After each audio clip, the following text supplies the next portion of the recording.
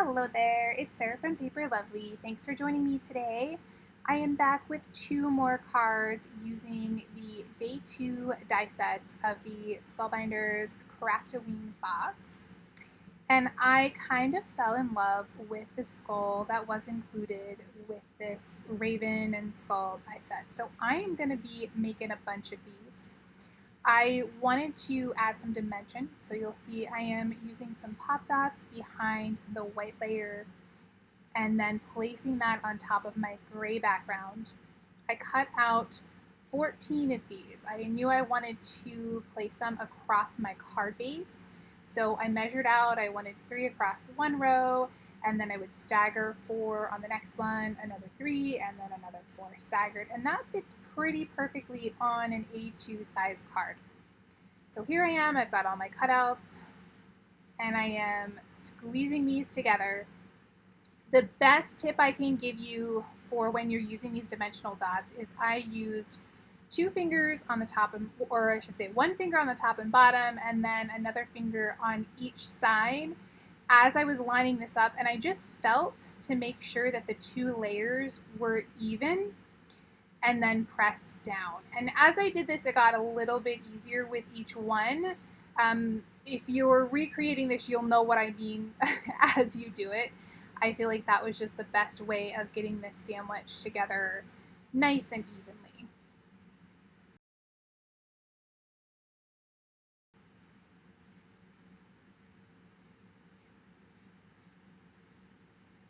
So now that we've got all those layered together, I'm going to lay them out on my card. And in order to get started, I am including this whole process for you. In order to get started, I wanted to make sure that my 4 rows were going to be even. So spacing things out here just by eye, I didn't measure anything, just by what looked right to me. And I'm noticing the space in between the skulls. I'm also noticing this space at the top and bottom of my card to make sure to keep things as even as I possibly can. I do have my card base. This is an actual card, not a panel that I'm working on. I do have that taped down the bottom layer just to make sure it doesn't move around on me. And here I'm going to take my art glitter glue and press these into place. So I'm just going to be doing this first one on the top here. Again, just keeping note of the space that I want for my sort of border around the top and bottom. And then I'm going to skip to the third one, add some glue there, and just use the other 2 I have laying there to line him up.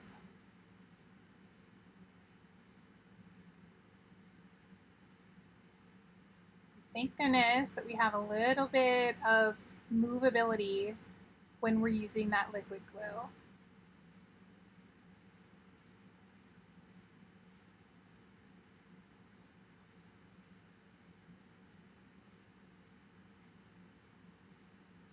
So I'm fussing quite a bit with this first row just because I want to make sure that I've got this perfect, or as perfect as I can get it, because I'm going to build everything off of that. And now I'll go across the top and finish off this row of 3. And I am leaving the space between these pretty close. Again, I would like to have a little border on either end of the card on these rows of 3. But also I want to make sure for my row of 4 that I'm able to get a good half of one of these skulls on the end. So it makes sense when you're looking at the pattern. Using my ruler there along the bottom, and because those teeth are a straight edge, it was really helpful to line those up with my ruler and just I could press down on each one and make sure it was a nice straight row. And I will do the same thing here with row 3. There you can see I'm just sliding that down to make sure those are even.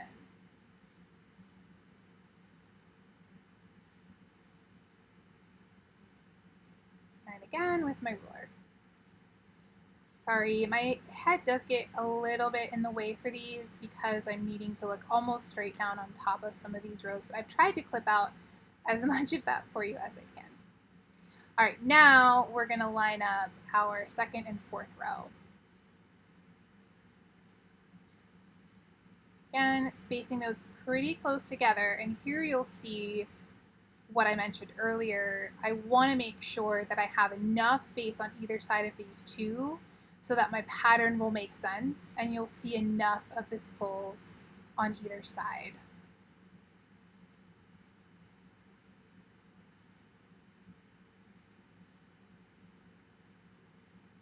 Again, I'll pull in my ruler, make sure the bottoms are even.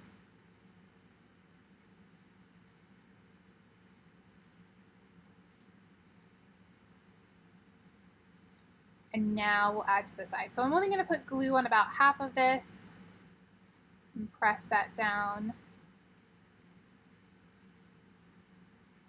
making sure it's nice and even.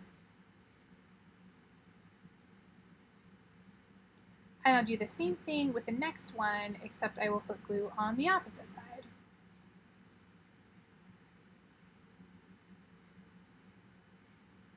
Still using my ruler.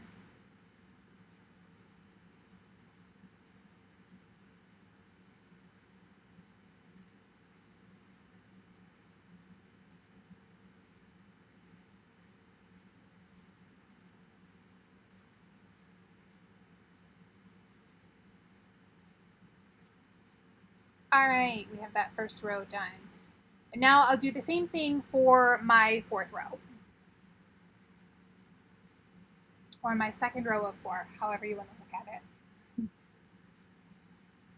So I want to make sure I'm keeping the spacing as even as I can, again, using my ruler to try and make that as even as possible, double checking as best as I can.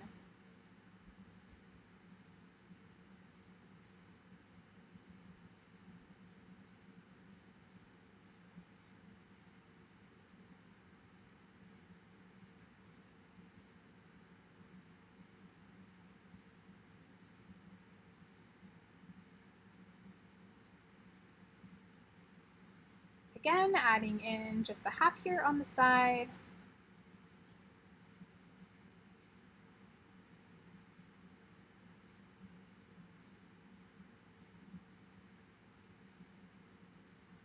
And then our final half on the opposite side.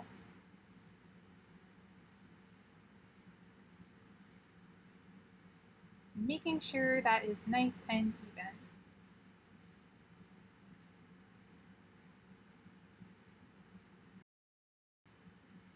So once everything is nice and dry, I'm going to go ahead and lift this off of my workboard. And then I'll peel away that mint tape, and we're going to trim the excess off of the side. So I'm using just a regular pair of scissors, and I'm going to cut that very carefully. I want to keep as straight of an edge as I can because this is, 2 layers and we have those foam dots in between. Sometimes, your scissors can turn, so I'm just making sure to keep them as straight as possible. Now we'll jump to the inside of the card. I'm going to stamp out the sentiment, Happy Halloween. This is from the Spellbinders Dancin Halloween Sentiments. And then there is a really cute phrase that says, let's skull-abrate your day. But I just wanted mine to read, let's skull-abrate. So I am strategically placing my mint tape here over top of the your day and just stamping out, let's skull-abrate. And you will see I do decide I want to do a second pass of this. I'm just going to peel up that mint tape. Go ahead then and add my ink again. I'll place that right back down and then stamp it out. This is a really good way when you can use it to not have to do stamp surgery. I've of course trimmed that down. I'm adding some ATG behind it, and I'm going to layer that here below my Happy Halloween.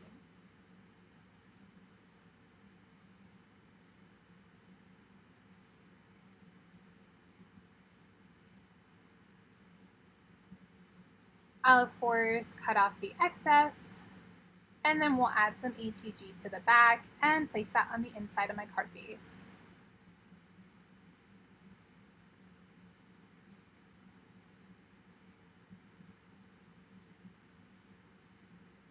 And that will complete our card.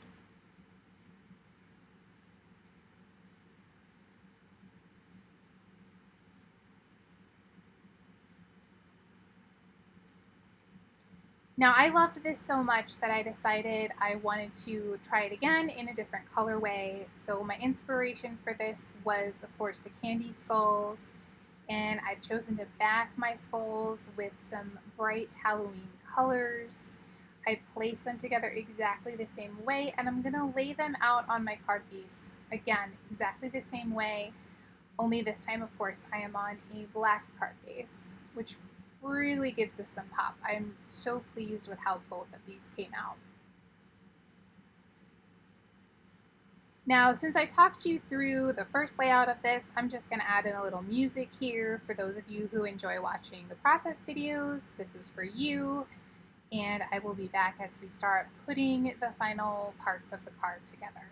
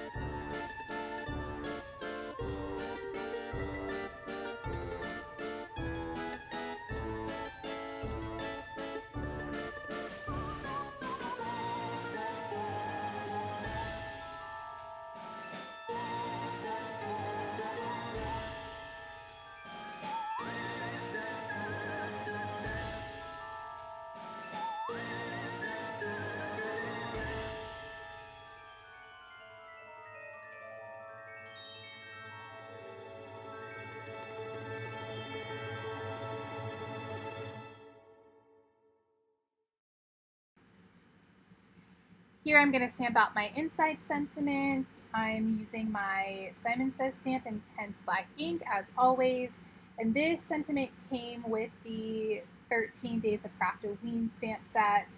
It reads, "Trick or treat, you're so sweet." I will of course add some ETG to the back of that, and we'll place that on the inside of our card base.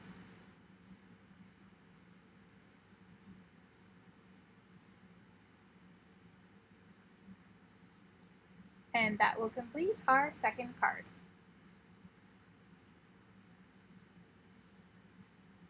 Here are a few close-ups of the finished cards.